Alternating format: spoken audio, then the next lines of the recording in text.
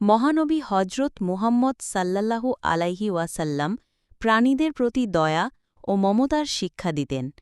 তিনি ঘরে একটি বিড়াল পুষতেন, যার নাম ছিল মুয়াজ্জাহ। নবীজি বিড়ালকে খুব ভালোবাসতেন, কারণ এটি পরিচ্ছন্ন প্রাণী, মানুষের ক্ষতি করে না এবং ঘরে ইঁদুর থেকে রক্ষা করে।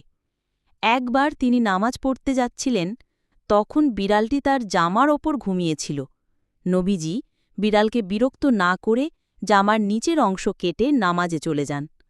এ থেকেই বোঝা যায়, ইসলাম প্রাণীর প্রতি দয়া ও ভালোবাসার শিক্ষা দেয়, আর বিড়াল ছিল তার একটি বাস্তব উদাহরণ। মহানবী হজরত মুহাম্মদ সাল্লাল্লাহু আলাইহি ওয়াসাল্লাম প্রাণীদের প্রতি দয়া ও মমতার শিক্ষা দিতেন।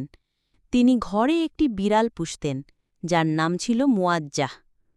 নবীজি বিড়ালকে খুব ভালোবাসতেন, কারণ এটি পরিচ্ছন্ন প্রাণী, মানুষের ক্ষতি করে না এবং ঘরে ইঁদুর থেকে রক্ষা করে। একবার তিনি নামাজ পড়তে যাচ্ছিলেন, তখন বিড়ালটি তার জামার ওপর ঘুমিয়েছিল। নবীজি বিড়ালকে বিরক্ত না করে জামার নিচের অংশ কেটে নামাজে চলে যান। এ থেকেই বোঝা যায়, ইসলাম প্রাণীর প্রতি দয়া ও ভালোবাসার শিক্ষা দেয়, আর বিড়াল ছিল তার একটি বাস্তব উদাহরণ।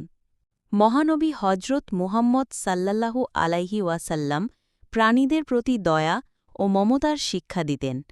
তিনি ঘরে একটি বিড়াল পুষতেন, যার নাম ছিল মুয়াজ্জাহ। নবীজি বিড়ালকে খুব ভালোবাসতেন, কারণ এটি পরিচ্ছন্ন প্রাণী, মানুষের ক্ষতি করে না এবং ঘরে ইঁদুর থেকে রক্ষা করে।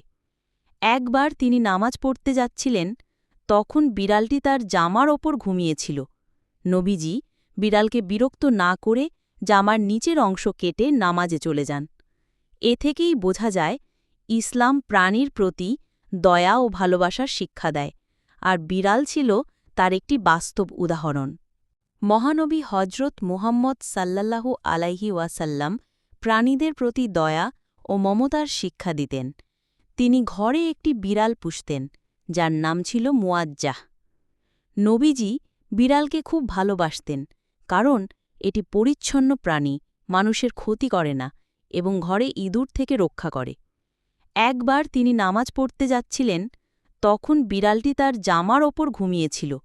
নবীজি বিড়ালকে বিরক্ত না করে জামার নিচের অংশ কেটে নামাজে চলে যান।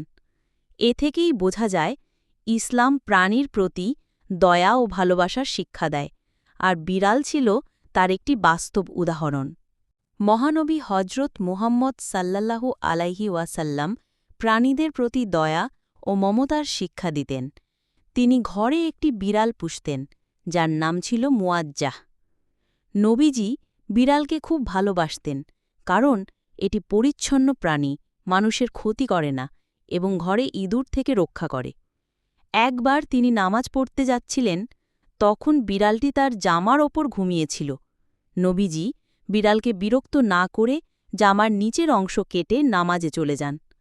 এ থেকেই বোঝা যায়, ইসলাম প্রাণীর প্রতি দয়া ও ভালোবাসার শিক্ষা দেয়, আর বিড়াল ছিল তার একটি বাস্তব উদাহরণ।